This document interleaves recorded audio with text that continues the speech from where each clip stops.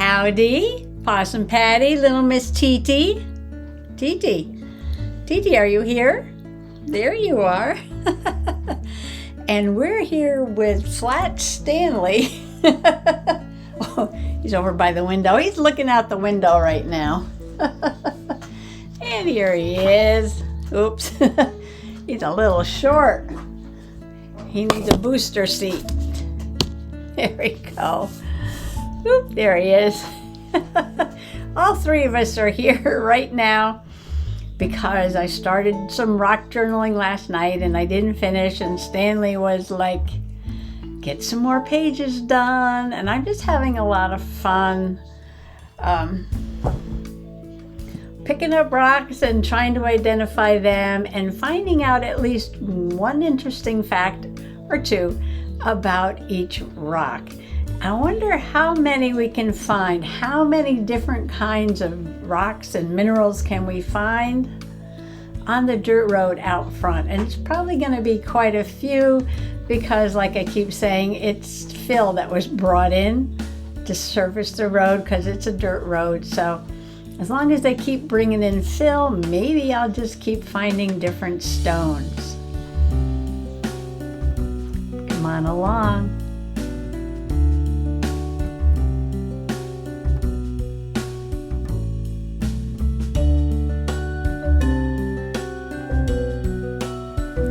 The stone that I had been studying that I skipped over that I want to put in that blank page in the journal is this one. Isn't that gorgeous? Look at that. It's got like very fine crystals and then a little bit larger crystals. Black shiny bits and white shiny bits and kind of like a gray background. So I didn't know what this was, and the gray background kind of looked like this piece of gray basalt. Very fine gray background. But the crystals kind of look like diorite crystals. But you see, diorite crystals doesn't have this gray background in it. It's just all interlocking crystals.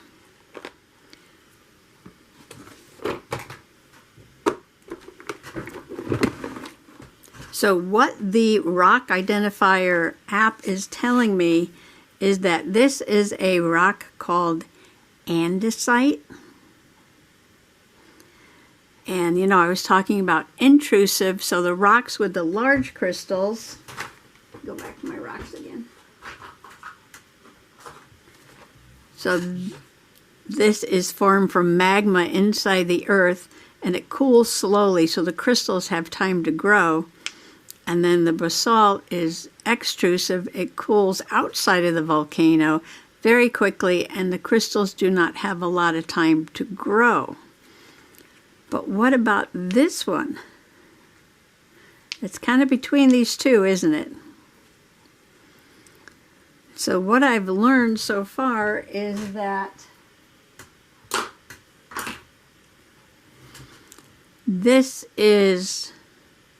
starts off inside the volcano where these little crystals are forming, but then it comes out of the volcano and the rest of it cools quickly, so you get these little crystals. So I thought that was interesting. So part of this forms inside where the crystals are growing, but then it gets picked up and carried outside, so the rest of it cools off quicker. And those are the little tiny crystals. Anyway, I knew nothing about this. I had to look all that up. I still have green rocks all over the table here. Yeah, this turned it into a major project, Mr. Stanley. Okay, move Stanley. So andesite. So what is interesting about andesite? I gotta move some stuff here. Is more green rocks. It is named after the Andes Mountains. in South America. And in this National Geographic, I was flipping through this the other day, and I believe that there were pictures of Machu Picchu, I think, in here, which is in the Andes Mountains. 100 Wonders of Archaeology. 100 Wonders of Archaeology.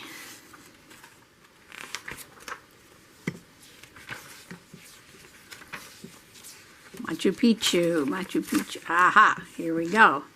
Machu Picchu is in the Andes Mountains. So I'm gonna, I don't know if Mr. Possum has read this or not. But it's going to be the background of my page.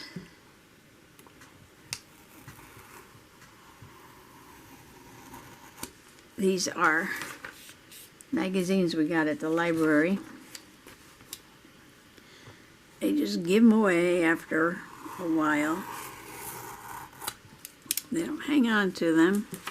What's the date on this one? 21, November 2021. Yeah, so I guess they hang on to it for a year or so. And then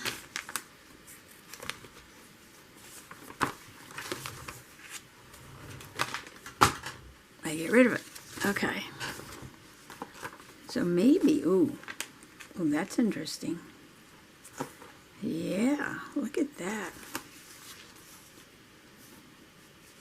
I like this image better, but it's getting, well, you know what? These words might be important. Machu Picchu. So I use with words or without words. I almost want to use with words so that when I turn to this page, I can see Machu Picchu.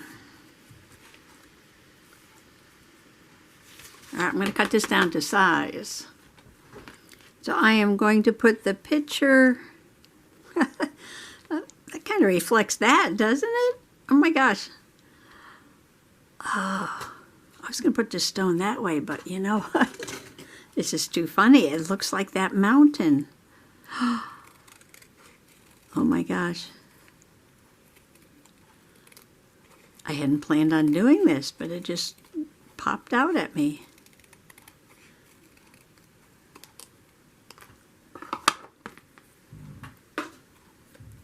Look at that. Machu Picchu. Get a little bit more of this background off. Yes, yes. Oh, I love it. Oh, and I have this llama here because, you know, llamas come from South America. You can find them in the Andes. This is the Andes in Peru. I believe Machu Picchu is in Peru. And it's these ancient ruins way up in the mountain. Very interesting place.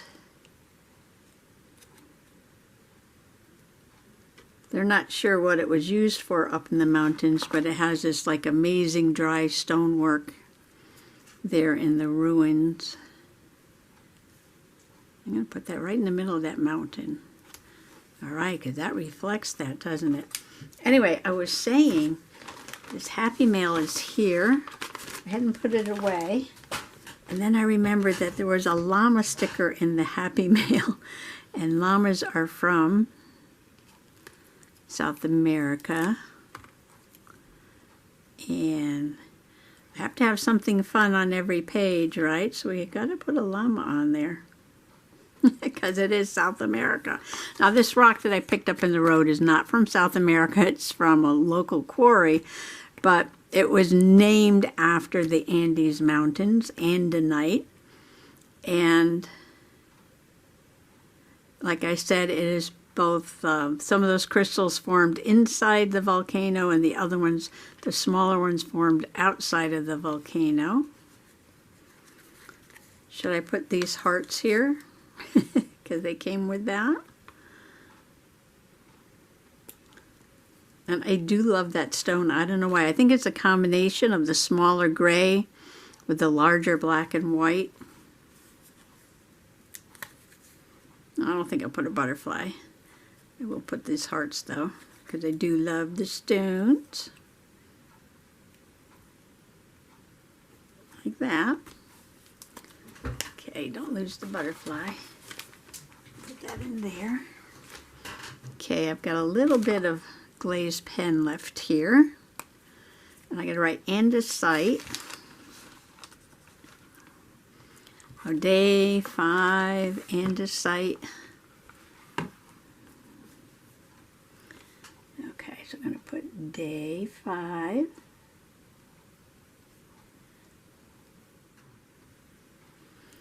And we could do a little metaphysical on here. This is a great grounding stone. And provides balance. I don't know if you checked out my buddy False Teeth Real Tarot, Melinda. She did a tarot reading for me, and she kept talking about balance and balance and balance. And this is a balancing stone. So I'm going to write a note to Melinda on here. There goes my clock. White-breasted nuthatch.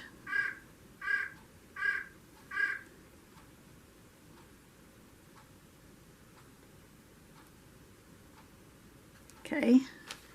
Glaze pen that writes on everything doesn't want to write. Interesting.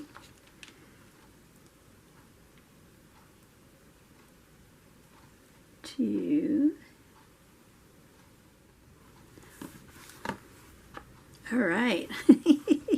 I love how that came out. I love it. And I love that Grandma Allison sent me a llama sticker just when I was going to do this page. I've got to give that a minute to dry because it is a dimensional ink and it does need to dry. And while I was looking up these stones I did yesterday, the epidote and the serpentine, because I didn't know there were serpentine rocks in Connecticut, and apparently they're all over the place. I came across a list of some things that you can find in Connecticut, which was funny because then I had been down to the floor again. And one of the things was rose quartz. And I'm like, oh, I love rose quartz. It's pink. You know, it's a possum pink. And wouldn't it be awesome if I found a rose quartz? And then I went out and we walked up and down the street. Mr. Possum was with me. And I picked this up and I'm like, oh my gosh, this is a piece of quartz with some rose color on it. Look at that. It is gorgeous. It's got rose pink in there. So this is a rose quartz. I know it's not all pink, but it does have this little bit of pink in there.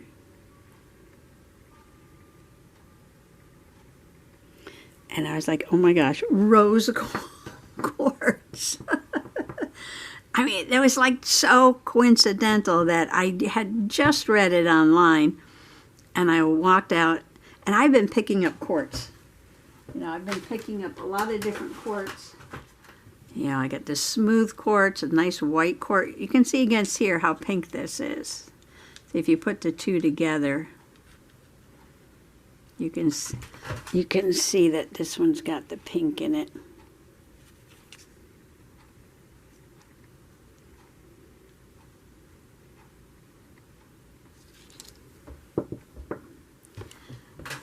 I bought this box of Metropolitan Museum of Art cards, a dozen roses, I don't know, at flea market or tag sale or something like that. And I thought, well, pink roses, rose quartz, pink roses.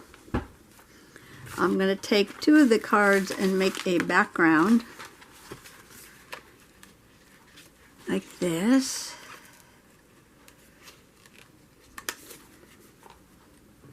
And then I'm going to put the spiritual meaning of rose quartz, which I have over here. This is from Crystallized Guide. The rose quartz is about love, emotional healing, and calm. I love their affirmations. This one says, I am worthy and deserving of unconditional love. I'm going to put that on the page. This is actually from the back of the card. This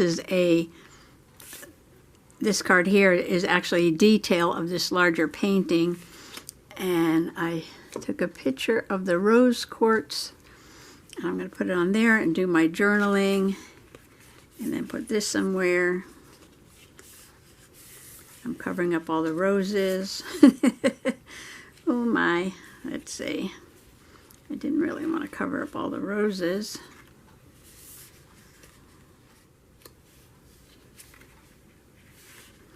I might cut this down. All right, first thing I have to do, I don't have to worry about that yet, is put this on there.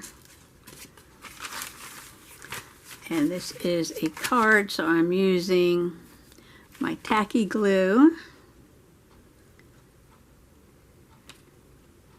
to hold it down.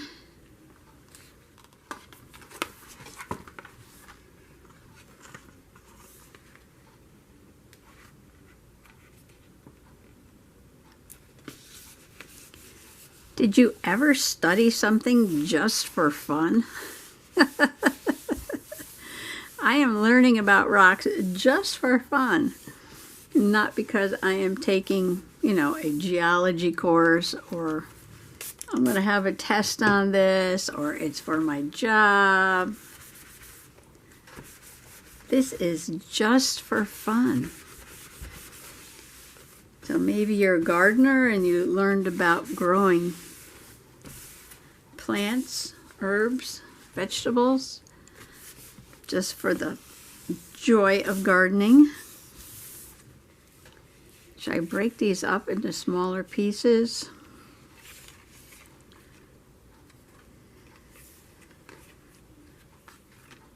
I don't want to cover up the roses. I can journal right on the page.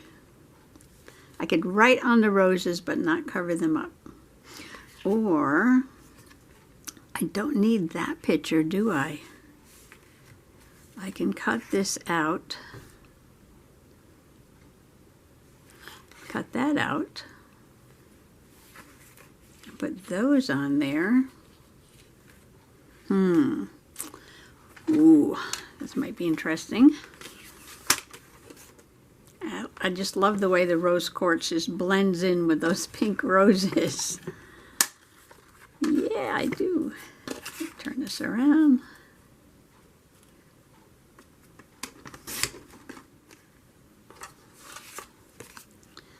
I could put this on here, but I don't have to. I could do this and still do a little writing up there. Actually, I just have to put day, whatever this is, right? And I've got my title there, and I've got my journaling here. And all the rocks in this book were found on the road, so I don't need to put place. Get some paper here, get some glue.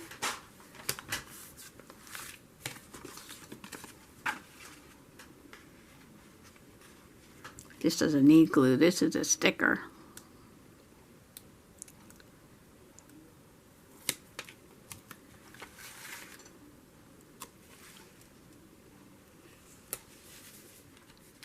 There's several different kinds of teaching methods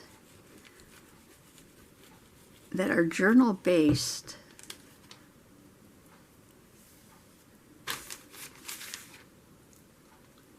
Oops, got glue on that. I used my finger tools, I shouldn't have done that.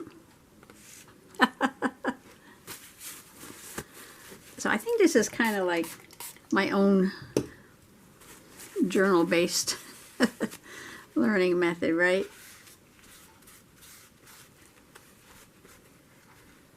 Well, nature journaling is definitely journal-based learning, nature journaling.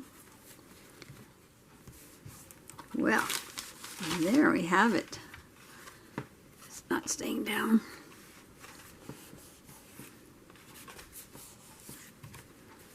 Oh. got a journal, got a journal, got a journal, got a journal. And let's see. Well, maybe I'll just make the end of the video for day 5. 6 and 7 I did yesterday, so this is 8. So today will be day 5 and day 8. I've got all my things lined up for 9 and 10 already. I'm not putting any dates, am I? Well, I will note somewhere that this is the spring of 2023.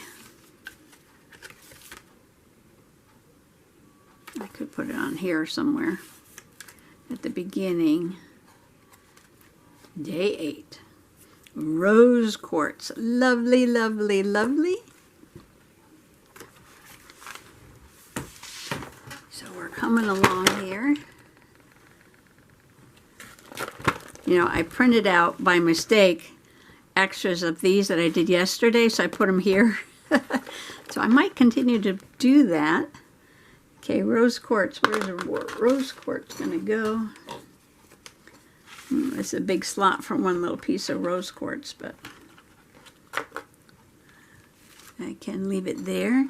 This is just some black cardstock or something, and I wrote on it with my white gel pen, and then I took the tape, which is where? Over here, and I put a couple pieces on the back. I might have to change this to a smaller compartment.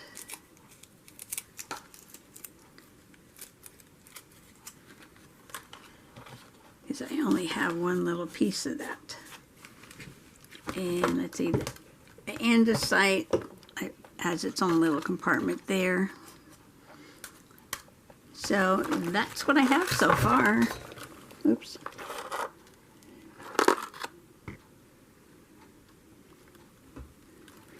And all these waiting to be explored, plus many more out on the stone wall and over there in a box. So I'm probably going to have to get a couple more of these. I think I should, right? And just keep going and going until I can't find any different rocks. So I just want to say thanks for coming along today. Happy junk journaling. If you notice, I'm trying to use junk in this, like magazines, and these were old cards, things like that. Magazine, a lot of magazine pages, photographs. These were from the cutout book.